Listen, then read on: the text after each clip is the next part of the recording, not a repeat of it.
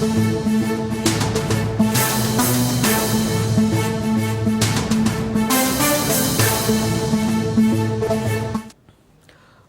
News. ఒడిశాలోని పూరి జగన్నాథ రథయాత్రలో అపశృతి చోటు చేసుకుంది. శ్రీ గుండిచ ఆలయం వద్ద తొక్కిసలాట జరిగింది. ఘటనలో 3 మృతి చెందగా 50 మందికి పైగా భక్తులు గాయపడ్డారు. మృతులు ప్రేమకాంత మొహంది, బసంతి సాహు, ప్రభాతి దాస్ గా గుర్తించినట్లు అధికారులు తెలిపారు.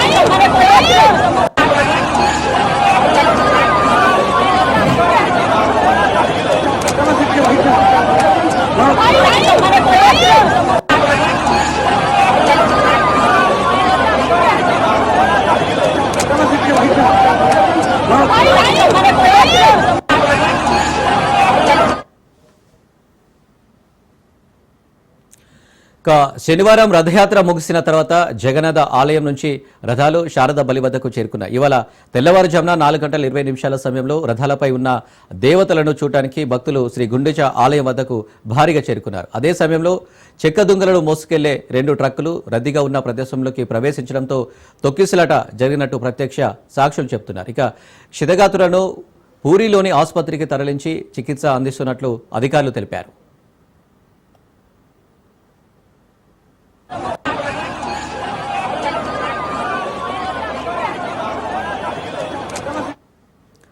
పూరి రథయాత్రకు భారీ సంఖ్యలో భక్తులు తరలివచ్చారు. అధిక జన సమూహం, అలసట కారణంగా దాదాపు 750 మంది భక్తులు అస్వస్థతకు గురి కావడంతో అధికారులు వారిని కూడా ఆసుపత్రికి తరలించారు. వారిలో చాలా మందిని ప్రథమ చికిత్స తర్వాత డిశ్చార్జ్ చేశారు. తీవ్ర అనారోగ్యానికి గురైన 12 మంది భక్తులు కటక్లోని ఆసుపత్రిలో చికిత్స పొందుతున్నారు. రైట్గా ఈ ఘటనకు సంబంధించి మరిన్ని డీటెయిల్స్ మా ప్రతినిధి సైదులు లైవ్లో అందిస్తారు.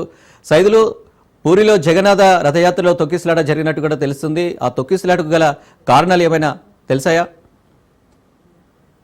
అనిల్, పూరి జగన్నాథ ఆలయ రథయాత్రలో అపరిస్థితి చోటు చేసుకుంది. అయితే ఈ యొక్క ఘటనలో 3 మృతి చెందినట్టుగా కూడా మనకి సమాచారం. 50 మంది తీవ్రంగా గాయపడ్డట్టుగా కూడా తెలుస్తుంది. అయితే మృతి చెందిన వారిలో చూస్తే మాత్రం మనకి ప్రేమకాంత మొహంతి, బసంతి సాహు, ప్రభాతి దాస్గా కూడా గుర్తించారు. అయితే ఈ ఘటనకు సంబంధించి తీవ్ర దిగ్భ్రాంతి వ్యక్తం చేశారు ఒడిశా మంత్రి పృథ్వీరాజు. ఎందుకంటే పెద్ద సంఖ్యలో ఈ యొక్క గుడించ ఆలయం సమీపంలోకి భక్తులు రావడంతో ఒక్కసారిగా తొక్కిసలాట జరిగినట్టుగా కూడా అధికారులు చెబుతున్నారు. అయితే ఆ సమయంలో చాలామంది గుడించ ఆలయంలోకి పూరి జగన్నాథ రథయాత్రలు ఒక్కసారిగా అక్కడికి వచ్చి ఆగి ఉండడంతో ఆ దేవతలను చూసేందుకు కూడా ఒక్కసారిగా అందరూ చొచ్చుకొని వచ్చేందుకు ప్రయత్నం చేశారు. ఆ సమయంలో కొంత కంట్రోల్ చేసేందుకు, భక్తులందరినీ కూడా కంట్రోల్ చేసేందుకు ఇబ్బంది తలెత్తింది. అప్పటికి సరైన ఏర్పాట్లన్నీ కూడా చేయడం జరిగింది. ఎందుకంటే ఈసారి పెద్ద ఎత్తున ఈ యొక్క రథయాత్రను చూసేందుకు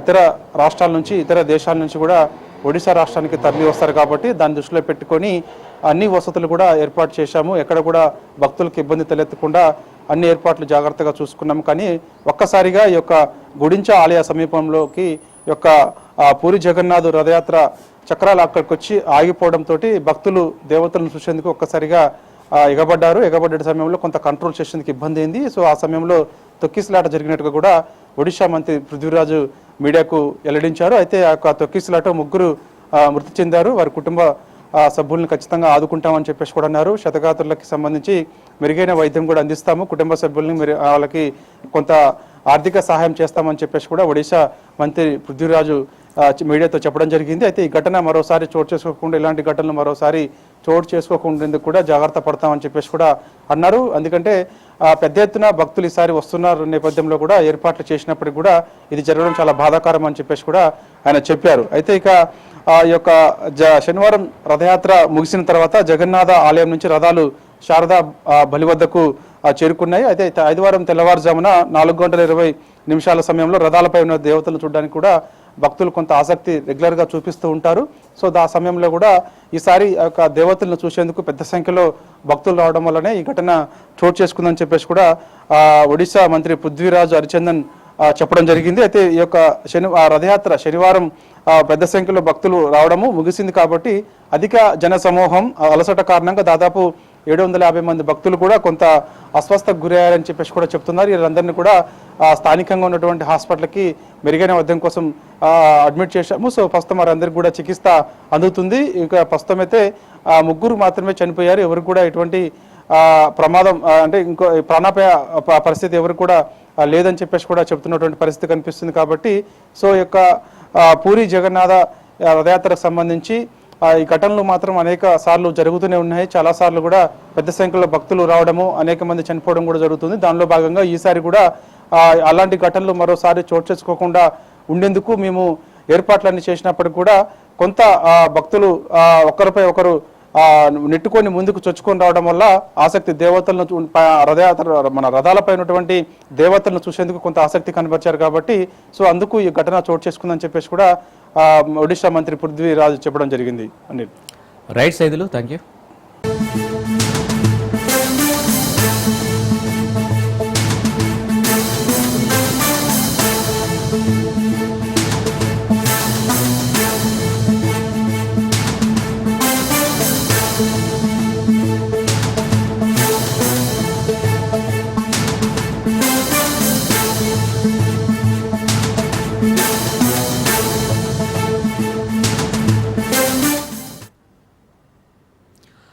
తెలంగాణ బీజేపీ అధ్యక్ష ఎంపిక ప్రక్రియ షురు అయింది.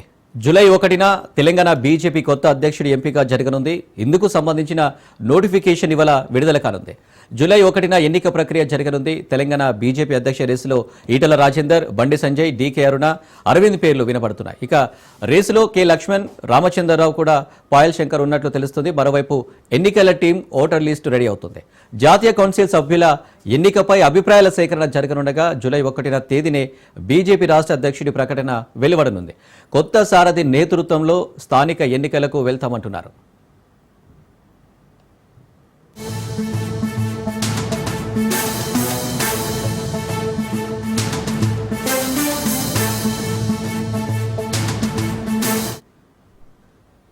రెడీగా తెలంగాణ బీజేపీ అధ్యక్ష ఎంపిక ప్రక్రియ షురువైంది. జూలై 1న తెలంగాణ బీజేపీ కొత్త అధ్యక్షుడి ఎంపిక జరగనుంది. ఇక దీనికి సంబంధించి మరిన్ని డీటెయిల్స్ మా ప్రతినిధి రాజు లైవ్లో అందిస్తారు. రాజు, తెలంగాణ బీజేపీ రాష్ట్ర అధ్యక్షుడి ఎన్నికకు రంగం సిద్ధమైంది. ఇవాళ నోటిఫికేషన్ వెలువడనుంది. తెలంగాణ బీజేపీ అధ్యక్ష ఎన్నికకు సంబంధించి నోటిఫికేషన్ వెలువడనుంది. రేపు నామినేషన్ ఆశావాహుల నుంచి నామినేషన్ల స్వీకరణ ఉంటుంది. ఎల్లుండి జూలై 1వ తేదీన ఈ యొక్క ఎన్నిక ఒకవేళ 1కి మించి ఈ యొక్క నామినేషన్లు దాఖలైతే గనక ఎన్నిక నిర్వహించాల్సి ఉంటుంది. అదే రోజు అధికారికంగా బీజేపీ రాష్ట్ర అధ్యక్షుడు ఎవరు అనేది కూడా ప్రకటన చేసేటటువంటి అవకాశం అయితే ఉంది. ఇప్పటికే బీజేపీలోని రాష్ట్రంలోని ముఖ్య నేతలు పోటీ పడతా ఉన్నారు. బీజేపీ రాష్ట్ర పగ్గాలు చేపట్టేందుకు కూడా ఆశావాహుల జాబితా పెద్దగానే ఉంది. మొదట అటు మల్కాజ్గిరి ఎంపీగా ఉన్నటువంటి ఈటల రాజేందర్, అదేవిధంగా నిజామాబాద్ ఎంపీ ధర్మపురి అరవింద్తో పాటు మహబూబ్ నగర్ ఎంపీ డీకే అరుణ, అదేవిధంగా పాయల్ శంకర్ ప్రస్తుతం అసెంబ్లీలో డిప్యూటీ ఫ్లోర్ లీడర్గా ఉన్నారు. మరోవైపు ఆయన ఆదిలాబాద్ ఎమ్మెల్యే కొనసాగుతున్నటువంటి పరిస్థితి ఉంది. మరోవైపు మరికొందరు నేతలు కూడా బండి సంజయ్ గతంలో బీజేపీ రాష్ట్ర అధ్యక్ష పగ్గాలు చేపట్టినటువంటి బండి సంజయ్ పేరు కూడా తెరపైకి వస్తుంది. ఆయన ప్రస్తుతం కేంద్ర మంత్రిగా ఉన్నారు. ఆయన పేరు కూడా చర్చ జరుగుతున్నటువంటి పరిస్థితి. మరోవైపు సీనియర్ నేతగా ఉన్నటువంటి బీజేపీలో సీనియర్ నేతగా ఉన్నటువంటి రామచంద్రరావు పేరు కూడా చర్చ జరుగుతూ ఉంది. అయితే ప్రధానంగా బీజేపీ రాష్ట్ర అధ్యక్షుడి పగ్గాలు బీసీ సామాజిక వర్గ నేతకు కేటాయిస్తారు అనేది కూడా ఒక పెద్ద ఎత్తున చర్చ జరుగుతూ ఉంది. ఎందుకంటే ప్రత్యర్థ కాంగ్రెస్ పార్టీ ఇప్పటికే రాష్ట్రంలో బీసీ కులగణన చేపట్టింది. ఆయా వర్గాల్లో సానుకూల స్పందన లభిస్తా ఉన్న నేపథ్యంలో మరోవైపు ఇప్పటికే కాంగ్రెస్ పార్టీ రాష్ట్ర అధ్యక్షుడు బీసీ సామాజిక వర్గానికి చెందినటువంటి నేతగా ఉన్నారు. స్థానిక సంస్థల ఎన్నికల్లో కూడా ఈ బీసీ కార్డు కాంగ్రెస్ పార్టీ ఉపయోగించుకునేటటువంటి అవకాశం ఉంది. అయితే మొన్నటి అసెంబ్లీ పార్లమెంటు ఎన్నికల్లో కూడా బీజేపీ బీసీ సీఎం నినాదంతో జనంలోకి వెళ్ళినటువంటి పరిస్థితి అయితే ఉంది. దాంతో కొంతవరకు గతంతో పోలిస్తే మెరుగైనటువంటి ఫలితాలు వచ్చినటువంటి పరిస్థితి అయితే ఉంది. మరోవైపు పార్లమెంటు ఎన్నికల్లో కూడా కీలకంగా పనిచేసినటువంటి బీసీ కార్డు బీజేపీకి కొంత మేరకు ఉపయోగపడినటువంటి పరిస్థితి అయితే ఉంది. ఓవరాల్ గా ఈ యొక్క బీసీ నేతను రాష్ట్ర అధ్యక్షుడిగా నియమించేటటువంటి ఛాన్సెస్ ఎక్కువగా కనిపిస్తా ఉన్నాయి. అందులో ప్రధాన పోటీ కూడా మల్కజ్గిరి ఎంపీ ఈటెల రాజేందర్ తో పాటుగానే అటు ధర్మపురి అరవింద్ నిజామాబాద్ ఎంపీగా ఉన్నారు. ఆయన మధ్య ఇద్దరు కూడా బీజేపీలో మంచి గ్రాఫ్ ఉన్నటువంటి నేతలు, వారికి రాష్ట్ర వ్యాప్తంగా కూడా గుర్తింపు ఉన్నటువంటి నేతలు, అంతేకాకుండా బీసీ సామాజిక వర్గానికి చెందినటువంటి ఈ నేతలే ఇరువురు. అయితే ప్రధానంగా ఈటెల రాజేందర్ సుదీర్ఘంగా రాజకీయ అనుభవం ఉంది. ఆయనకు తనదైన శైలిలో కూడా ఉద్యమకారుడిగా గుర్తింపు ఉంది. ఆ తర్వాత బీఆర్ఎస్ నుంచి బయటకు వచ్చినప్పటికీ కూడా తనదైన శైలిలో కూడా ఆయన రాజకీయ ప్రత్యర్థులకు విమర్శలు, అదేవిధంగా రాజకీయ సవాళ్లు కూడా విసరంలో దిట్టగా ఉన్నారు. రాజకీయ వ్యూహాత్మకంగా ముందుకు వెళ్ళేటటువంటి నేత. అంతేకాకుండా ఈ మధ్యనే అటు బీజేపీ రాష్ట్ర అధ్యక్షుడిగా ఈటెల రాజేందర్ ఖరారు కాబోతా ఉన్నారు అనేటటువంటి చర్చ రాష్ట్ర వ్యాప్తంగా జరిగినప్పటికీ కూడా కొంత పాత కొత్త నేతలను కలుపుకొని వెళ్లడంలో ఈటెల రాజేందర్ కొంత వెనుకబడ్డాడు అనేటటువంటి చర్చ జరిగింది. కొందరు ఈటెల రాజేందర్ ఇటీవలనే పార్టీలోకి చేరాడు, ఆయనకు ఏ విధంగా పదవి కట్టబెడతారు అనేటటువంటి అది కూడా ఆ అభిప్రాయాలు కూడా సొంత పార్టీ నేతలు వ్యక్తపరిచినటువంటి పరిస్థితి ఉంది. అయితే ఇటీవల కాలంలో మారుతున్న రాజకీయ పరిణామాలలో కీలకంగా ఆయన హైదరాబాద్కు సంబంధించినటువంటి నేతలతో కావచ్చు, బీజేపీ రాష్ట్ర నేతలతో కావచ్చు, అదేవిధంగా హైదరాబాద్ లో ఉన్నటువంటి కీలక నేతలను కూడా అందరినీ కలుపుకొని ముందుకు వెళ్లేటటువంటి ప్రయత్నం చేస్తా ఉన్నారు. అదేవిధంగా ఆయన నిర్వహించేటటువంటి ప్రతి కార్యక్రమంలో నేతల మధ్య ఎటువంటి విభేదాలు లేకుండా అందరినీ కలుపుకొని ముందుకు వెళ్తూ ఆయా కార్యక్రమాలకు ఆహ్వానిస్తున్నటువంటి పరిస్థితి ఉంది. మరోవైపు అటు ధర్మపురి అరవింద్ కూడా తనదైన శైలిలో వాగ్దాటితో ముందుకు వెళ్లేటటువంటి నేత, అదేవిధంగా ప్రత్యర్థులకు ధీటైనటువంటి సవాళ్లు విమర్శలు విసిరేగలిగేటటువంటి నేతగా ఉన్నారు. ఆయనకు ప్రత్యేకమైనటువంటి గుర్తింపు కూడా ఉన్నటువంటి పరిస్థితి అయితే ఉంది. అయితే గత ప్రభుత్వంలో సీఎంగా ఉన్నటువంటి కేసీఆర్ కూతుర్నే ఆయన ఓడించినటువంటి పరిస్థితి అయితే ఉంది. ఆ ఎన్నిక ద్వారా ఆయనకు రాష్ట్ర వ్యాప్తంగా గుర్తింపు వచ్చినటువంటి పరిస్థితి అయితే ఉంది. ఆయనకు అధిష్టానం వద్ద కూడా మంచి పరిచయాలు ఉన్నాయి. వారి అధిష్టానం దృష్టిలో కూడా ధర్మపురి అరవింద్ ఉన్నట్లు తెలుస్తా ఉంది. అయితే ఇప్పటి వరకు ఉమ్మడి రాష్ట్రంలో కావచ్చు, అదేవిధంగా తెలంగాణ రాష్ట్ర ఏర్పాటు అనంతరం కూడా బీజేపీ రాష్ట్ర ఎన్నికకు అటు ఒకటికి మించి నామినేషన్లు దాఖలు కాలేదు. ప్రతి ఎన్నిక కూడా బీజేపీ రాష్ట్ర అధ్యక్షుడి ఎన్నిక ఏకగ్రీవం అమ్ముతూ వస్తుంది. ఈ నేపథ్యంలోనే ఈ ఎన్నిక నిర్వహిస్తారా, పోలింగ్ జరుగుతుందా లేదంటే అటు ఏకగ్రీవం అవుతుందా అనేటటువంటి చర్చ కూడా నడుస్తూ ఉంది. అయితే ఏది ఏమైనప్పటికీ అధిష్టానం సూచించినటువంటి నేత మాత్రమే నామినేషన్ దాఖలు చేస్తారు. మిగతా నేత ఒకవేళ నామినేషన్ దాఖలు చేసినా కానీ దాన్ని ఉపసంహరించుకుంటారు అనేటటువంటి కొత్త చర్చ కూడా పార్టీలో జరుగుతున్నటువంటి పరిస్థితి అయితే ఉంది. అయితే అధిష్టానం చివరి నిమిషంలో ఎవరి పేరు ఖరారు చేస్తుంది అనేది కూడా మరికొద్ది గంటల్లోనే తేటతెల్లమయ్యేటటువంటి అవకాశం అయితే కనిపిస్తా ఉంది. ప్రధానమైనటువంటి పోటీ ఈటెల రాజేందర్, దాంతో పాటుగానే అరవింద్ మధ్య ఉంది. వారితో పాటుగానే ఇతర సామాజిక సమీకరణాలు కావచ్చు, పార్టీకి లాయలిస్టులుగా ఉంటున్నటువంటి నేతలు కావచ్చు, ఈ కీలకమైనటువంటి నేతల్లో కూడా రామచంద్రరావుతో పాటు పాయల్ శంకర్, అదేవిధంగా రఘునందన్ పోటీ పడతా ఉన్నారు, డీకే అన్న పోటీ పడతా ఉంది.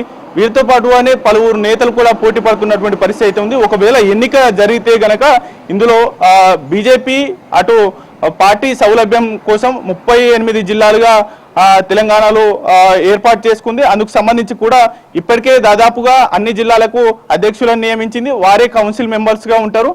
అందులో మల్కాజ్గిరి కావచ్చు, అదేవిధంగా కరీంనగర్ 2 జిల్లాలకు సంబంధించినటువంటి అధ్యక్షుల ఎంపిక మాత్రం ఇప్పటి వరకు కొంత కాలేదు. ఆ 2 జిల్లాలకు మినహా 36 జిల్లాలకు అధ్యక్షులు ఉన్నారు. వారు కౌన్సిల్ మెంబర్లుగా ఉంటారు. అదేవిధంగా 119 నియోజకవర్గాలకు చెందినటువంటి ఇన్ఛార్జీలుగా ఉన్నారు. వారు కూడా కౌన్సిల్ మెంబర్స్ గా ఉంటారు. అదేవిధంగా జాతీయ కౌన్సిల్ మెంబర్స్ గా ఒక్కో పార్లమెంటుకు ఒక్కో నేతకు అవకాశం కల్పిస్తారు. వారు కూడా ఈ యొక్క ఓటింగ్ లో పార్టిసిపేట్ చేసేటటువంటి అవకాశం ఉంది. వీరందరి అభిప్రాయాలు తీసుకున్న అనంతరం నూతన అధ్యక్షుడి ఎవరి వైపు ఎక్కువ మంది మొగ్గు చూపితే గనక వారే నూతన అధ్యక్షుడు కాబోతా ఉన్నారు. మరోవైపు ఒకవేళ అధిష్టానం ఎవరి పేరైనా ఈ నేతల్లో ఆశావాహుల్లో ఎవరి పేరైనా సూచిస్తే గనక ఆ ఒక్క వ్యక్తి నామినేషన్ దాఖలు చేస్తారు. ఒకవేళ నామినేషన్ ఒక్కరే దాఖలు చేస్తే గనక ఏకగ్రీవం అయ్యేటటువంటి ఛాన్సెస్ ఉంటుంది. లేదంటే గనక ఎన్నికల ప్రక్రియ ఉంటుంది. ఈ కౌన్సిల్ మెంబర్స్తో పాటుగానే స్టేట్ కౌన్సిల్తో పాటు జాతీయ కౌన్సిల్ మెంబర్స్ కూడా 17 పార్లమెంట్ నియోజకవర్గాలకు చెందినటువంటి council members, 119 state council members, వారితో పాటుగానే డిస్ట్రిక్ట్ ప్రెసిడెంట్స్ కూడా ఓటింగ్ లో పార్టిసిపేట్ చేసేటటువంటి అవకాశం అయితే కనిపిస్తా ఉంది. ఇవాళ మరి కాసేపట్లో నోటిఫికేషన్ రాబోతా ఉంది. ఆ తర్వాత రేపు ఆశావాహుల నుంచి ఈ యొక్క నామినేషన్ దాఖలు చేస్తారు. నామినేషన్ స్వీకరణ ఉంటుంది. జూలై 1వ తేదీన ఏకగ్రీవం అవుతుందా లేదా ఆ నామినేషన్ల సంఖ్యను బట్టి ప్రకటన ఉండేటటువంటి అవకాశం అయితే ఉంది. జూలై 1వ తేదీన నూతన బీజేపీ రాష్ట్ర రథసారథి ఎవరు అనేది కూడా తేటతెల్లం కాబోతా ఉంది. అయితే ఎవరెవరి పేర్లు అధిష్టానం సూచిస్తుంది అనేటటువంటి ఉత్కంఠ అయితే కొనసాగుతున్నటువంటి పరిస్థితి అయితే ఉంది. Anil. Right Raju, thank you.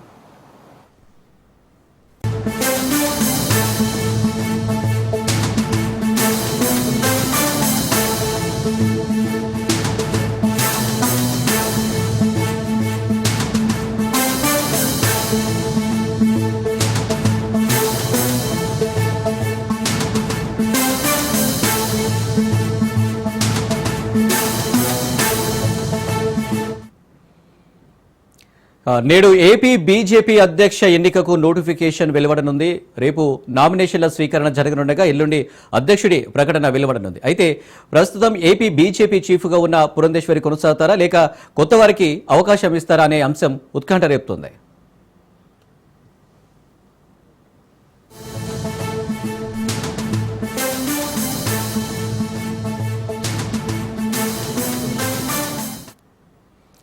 BJP అధ్యక్ష ఎన్నికకు నోటిఫికేషన్ వెలువడనున్న నేపథ్యంలో పదవి కోసం పలువురు సీనియర్లు పోటీ పడుతున్నారు. అధ్యక్ష రేసులో సుజనా చౌదరి, అదోని ఎమ్మెల్యే పార్థసారథి, మాజీ ఎమ్మెల్సీ మాధవ్ ఉన్నట్లు సమాచారం. అంతేకాదు తెరపైకి బీజేపీ నేత కిరణ్ కుమార్ రెడ్డి పేరు కూడా వినపడుతుంది. అటు ఈసారి రాయలసీమ రెడ్లకు అవకాశం ఇస్తారని టాక్ వినపడుతుంది. మొత్తానికి అధ్యక్ష ఎన్నికపై ఏపీ బీజేపీ శ్రేణుల్లో ఉత్కంఠ కొనసాగుతుంది.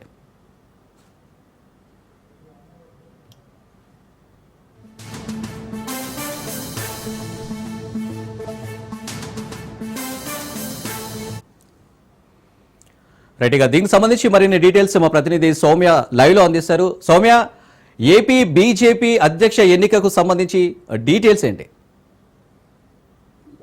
ఎస్ఎన్ఎల్ గత కొద్ది నెలలుగా కూడా బీజేపీ వాళ్ళందరూ కూడా ఎదురు చూస్తున్నటువంటి విధంగానే ఏపీ బీజేపీ అధ్యక్షులకు సంబంధించి బీజేపీ అయితే నోటిఫికేషన్ విడుదల చేయడం జరిగింది. ఈ నేపథ్యంలో మనం చూసుకున్నట్లయితే ప్రతి 3 సంవత్సరాలకు ఒకసారి కూడా బీజేపీకి సంబంధించినటువంటి అధ్యక్షులకు ఎన్నికలను అయితే నిర్వహిస్తుంది బీజేపీ పార్టీ. గతంలో 2 నెలల ముందుగానే జరగాల్సినటువంటివి పెహల్గాం దాడిలో భాగంగా ప్రస్తుతానికి అయితే వాయిదా పడడం జరిగింది. అయితే ఎప్పుడెప్పుడు అని ఎట్టకేలకు ఎదురు చేస్తున్నటువంటి ఈ రోజు అయితే నోటిఫికేషన్ విడుదల చేసింది. ఇక రేపు 11 గంటల నుంచి 1 గంట వరకు కూడా నామినేషన్లు స్వీకరించినట్లు తెలుస్తుంది. ఇక 1 గంట తర్వాత 2 గంటల నుంచి 4 గంటల వరకు కూడా ఎవరైతే నామినేషన్ స్వీకరించారో ఆ నామినేషన్ అన్నింటినీ కూడా పరిశీలిస్తుంది. ఇక జూలై 1వ తారీఖున ఎన్నికలకు సంబంధించినటువంటి రిజల్ట్ ని విడుదల చేసి ఎవరిని అధ్యక్షునిగా ఎన్నుకున్నారనేటటువంటిది మాత్రం బహిరంగంగా ప్రకటిస్తామని చెప్పి ఇప్పటికే బీజేపీ అయితే చెప్పడం జరిగింది. ఇక ప్రతిష్టాత్మకంగా ఉండేటటువంటి ఏపీ బీజేపీ అధ్యక్షులకు సంబంధించి ఇప్పటికే రాష్ట్రంలో కూటమి ప్రభుత్వంలో బీజేపీ కూడా ఒక భాగంగా ఉంది కాబట్టి ఈసారి మాత్రం అధ్యక్షుడికి గట్టి పోటీనే ఉందని చెప్పుకోవచ్చు.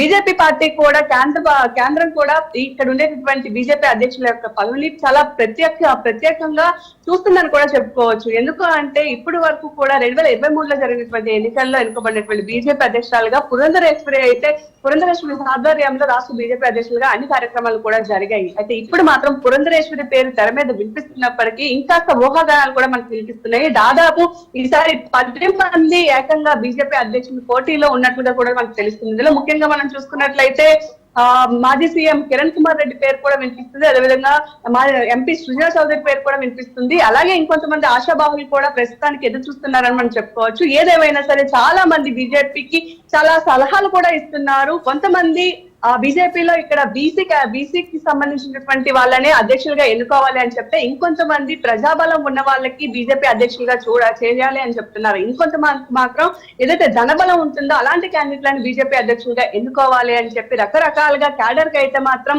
ప్రస్తుతానికి సలహాలు ఇస్తున్నటువంటి పరిస్థితి ఇప్పుడు ఏపీలో ఉందని చెప్పుకోవచ్చు. ఏదేమైనప్పటికీ కూడా ఏపీ మొత్తం మీద కూడా ఇప్పుడు ఎవరు బీజేపీ నూతన అధ్యక్షులుగా ఎన్నికవుతారని చెప్పేది మాత్రం ఉత్కంఠభరితమైనటువంటి పరిస్థితులు నెలకొన్నాయని చెప్పుకోవచ్చు. కావచ్చు. ఇక ఈ విషయంలోకి వస్తే ఇంకొక వైపు రాయలసీమకు సంబంధించినటువంటి రెడ్డులకు కూడా ఈసారి బీజేపీ అధ్యక్షులుగా ఛాన్స్ ఇవ్వాలి అని చెప్పి బీజేపీ ఆలోచిస్తున్నట్టుగా కూడా తెలుస్తుంది. ఏపీలో బీజేపీ తన యొక్క బలాన్ని ఎక్కువ చేసుకోవడం కోసం లేదా పార్టీకి సంబంధించి ఇంకా ఎందుకంటే ఇప్పుడు ఆల్రెడీ అధికారంలో ఉంది కాబట్టి కూటమి ప్రభుత్వంలో భాగంగా రాబోయే రోజుల్లో ఏపీ మొత్తం మీద ఆంధ్రప్రదేశ్ మొత్తం మీద కూడా బీజేపీ ఒక స్ట్రాంగ్ పార్టీగా నిలదొక్కుకోవాలి అంటే ఖచ్చితంగా ఇప్పుడు ఉండేటువంటి పరిస్థితుల్లో బీజేపీకి సంబంధించినటువంటి అధ్యక్షులు చాలా వాక్చాతుర్యం కలిగి ఉండే వాళ్ళై ఉండాలి. అదేవిధంగా అన్ని విషయాల్లోనూ పట్టు ఉన్న వ్యక్తులై ఉండాలి. కాబట్టి అలాంటి క్యాండిడేట్ల కోసం ప్రస్తుతం అయితే చూస్తున్నారని చెప్పుకోవచ్చు. ఇక దీనికి మాత్రం దాదాపు 10 మంది పోటీ పడుతున్నారు. మరి ఎవరు చివరిగా అధ్యక్షుల బరిలో నిల్చొని ఎవరు అధ్యక్షులుగా ఎన్నుకుంటారనేది మాత్రం మనకు జూలై 1వ తారీఖునే తెలుస్తుంది అని.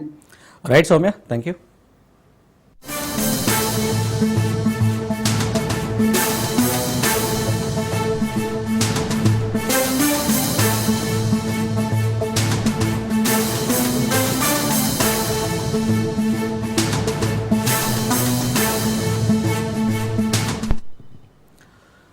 నేడు టీడీపీ విస్తృత స్థాయి సమావేశం కానుంది. సీఎం చంద్రబాబు అధ్యక్షతన భేటీ జరగనుంది. రాష్ట్ర కమిటీ ఏర్పాటు, భవిష్యత్ కార్యాచరణపై చర్చించనున్నారు. కూటమి ప్రభుత్వ ఏడాది పాలనపై సమావేశంలో చర్చించనున్నారు. జూలై 2 నుంచి వినూత్న ప్రచారానికి శ్రీకారం చుట్టనున్నారు. ఇక ప్రజల వద్దకు ఎమ్మెల్యేలు, మంత్రులు వెళ్లనున్నారు. ప్రభుత్వ పథకాలను ప్రజాప్రతినిధులు వివరించనున్నారు.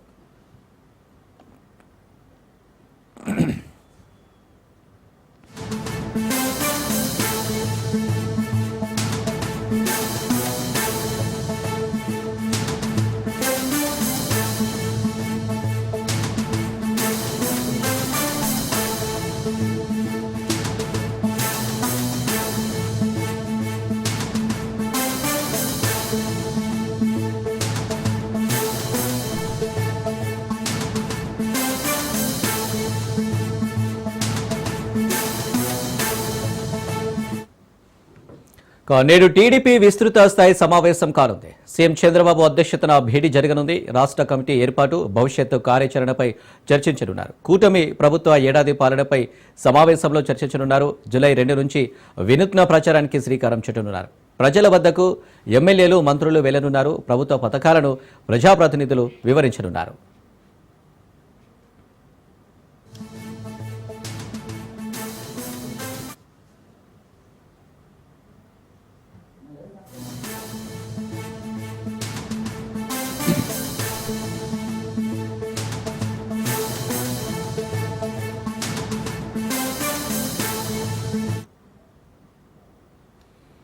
రెడ్డిగా టీడీపీ భేటీకి సంబంధించి మరిన్ని డీటెయిల్స్ మా ప్రతినిధి వాసు లైవ్ లో అందిస్తారు.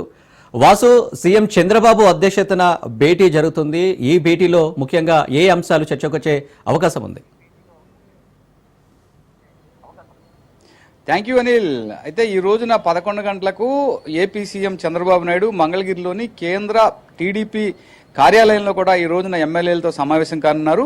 164 మంది ఎమ్మెల్యేలు, 11 నియోజకవర్గాలకు సంబంధించిన ఇన్ఛార్జీలతో కూడా ఈ రోజు సమావేశం కానుంది. అయితే ఒక సంవత్సరం నుంచి కూడా ప్రధానంగా ఏపీ సీఎం చంద్రబాబు నాయుడు ఈ ఎన్డీఏ కూటమి ఆధ్వర్యంలో కూడా అంటే రాష్ట్రానికి పెట్టుబడులు ఎలా తేవాలి, నిరుద్యోగ సమస్యను ఎలా నిర్మూలించాలి, దీంతో పాటుగా ప్రధానంగా చూసుకుంటే గనక అమ్మఒడి పథకం ద్వారా అంటే పిల్లలకి ఏదైతే విద్యా దీవెన ఇటువంటి పథకాల ద్వారా కూడా ఎలా ప్రజల్లోకి ముందుకు పోవాలని చెప్పేసి కూడా కూలంకషంగా చర్చించారు. మరొకవైపు చూసుకుంటే కనుక పార్టీ కార్యకర్తలకి అలాగే నాయకులకి కూడా కొంతమేర న్యాయం చేయవలసిన పరిస్థితులు ఉన్నాయని చెప్పేసి కూడా మొన్న జరిగిన మహానాడు సమావేశంలో కూడా ఆయన కూలంకషంగా నాయకులతో కార్యకర్తలతో చర్చించడం కూడా జరిగింది.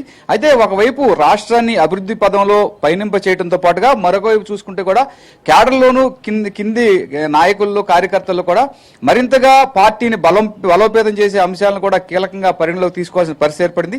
అయితే గత 15 రోజుల క్రితం ఒక సర్వే ప్రకారం ఈ టీడీపీలో కొంత నిరాశాజనకంగా ఉంది. కార్యకర్తలు, నాయకులు కూడా కొంత ఆత్మవిశ్వాసం సడలిపోతున్నారు. దీని కారణంగా గతంలో నెగ్గిన టీడీపీ సీట్లోనే మరలా ఎలక్షన్ పెడితే వస్తే కనుక పరాజయం పాలయ్యే కనిపిస్తుందని చెప్పేసి కూడా ఆ సర్వే ఆధారంగా ప్రధానంగా చర్చలు జరుపుతున్నట్టు కూడా తెలుస్తోంది. అయితే కొద్ది రోజుల క్రితం అంటే మహానాడుకి ముందు ఏపీ సీఎం చంద్రబాబు నాయుడు కీలక నేతలతో, సీనియర్ పార్టీ నేతలతో కూడా సమావేశమయ్యారు. ప్రస్తుతం ఈ టీడీపీ పార్టీ ఐజీఆర్ఎస్ ద్వారా కూడా కొన్ని మాటల ద్వారా కూడా కొన్ని వివరాలు సేకరిస్తోంది. దీంట్లో ఎప్పటికప్పుడు అంటే ఏపీ సీఎం చంద్రబాబు నాయుడు నాయకులతోనూ కార్యకర్తలతోనూ నేరుగా మాట్లాడడం జరుగుతుంది. ఈ మాట్లాడుతున్న సమయంలోనే అయితే తమకు సముచిత స్థానం లేదని చాలా మంది ఎమ్మెల్యేలు కూడా తమని పట్టించుకోవడం లేదని కార్యకర్తలు నాయకులు ఆరోపిస్తున్నారు. అయితే గత 5 సంవత్సరాల్లో వైసీపీ హయాంలో తాము అనేక కష్టాలు పడ్డామని, కుటుంబ సభ్యులను కూడా కోల్పోయామని, ఈ నేపథ్యంలో తమ పైన కూడా అక్రమంగా కేసులు బనాయించారని, ఆ కేసుల పరిధిలోనే కోర్టులకు తిరగవలసి వస్తుందని చెప్పేసి కూడా ఏపీ సీఎం చంద్రబాబు నాయుడు దృష్టికి తీసుకెళ్లడం కూడా జరిగింది.